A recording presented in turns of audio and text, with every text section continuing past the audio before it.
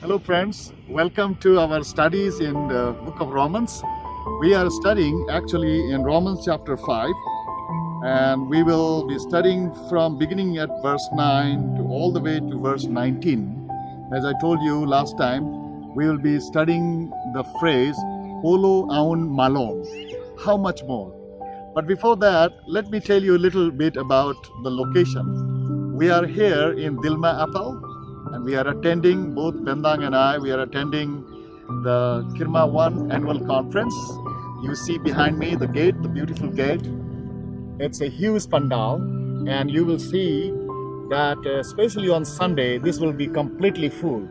But I have been having wonderful experience conducting the Bible study in Ephesians, and we have completed all the way to chapter 4. And I'll continue in this evening, and then tomorrow Sunday we'll finish.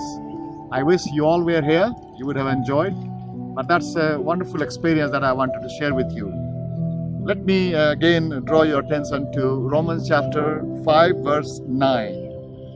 I will read beginning at verse 9, where we see the first phrase, "Polo aun malon," how much more. Since we have now been justified by his blood, how much more shall we be saved from God's wrath through him? Then again, in verse 10, "For if when we were God's enemies, we were reconciled to him through the death of his Son, how much more, having been reconciled, shall we be saved through his life?" Then in verse 15, Paul again repeats the same phrase. He says, "But the gift is not like the trespass.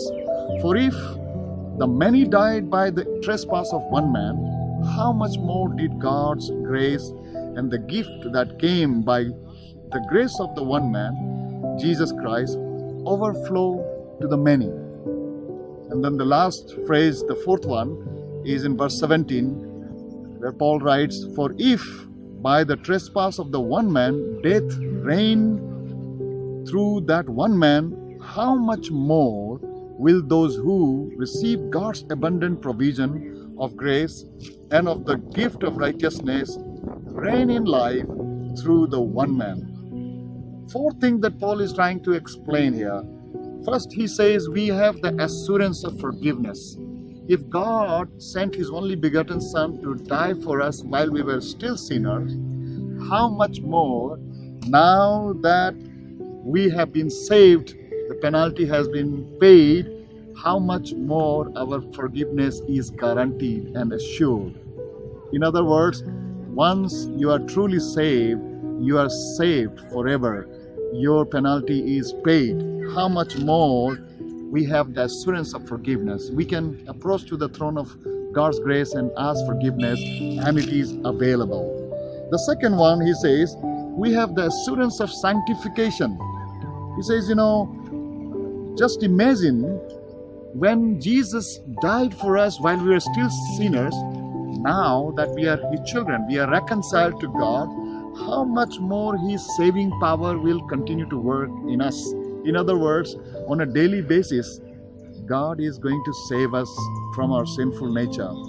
And we are being sanctified, we are being saved on a daily basis. The third assurance, he says, the assurance of many. He says, if the trespass of one man, by the way, he argues that trespass is not a gift, but Jesus Christ is a gift, and the grace of God is gift. If by trespass of one man, if many have died, then so also many will be saved. So when we preach the gospel, we must preach the gospel with assurance that many will be saved.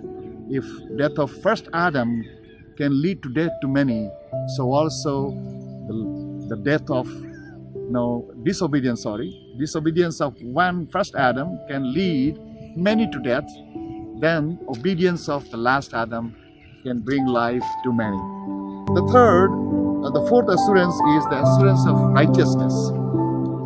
He says, see, just like because of one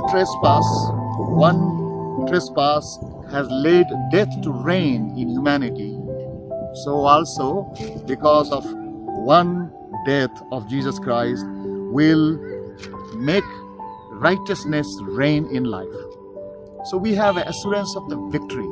Yes, if we walk in step with Jesus Christ, walk in step with the Holy Spirit, His righteousness will prevail in our life, and you and I will live a victorious life. How much more? Brothers and sisters, we must live on a daily basis with such assurance.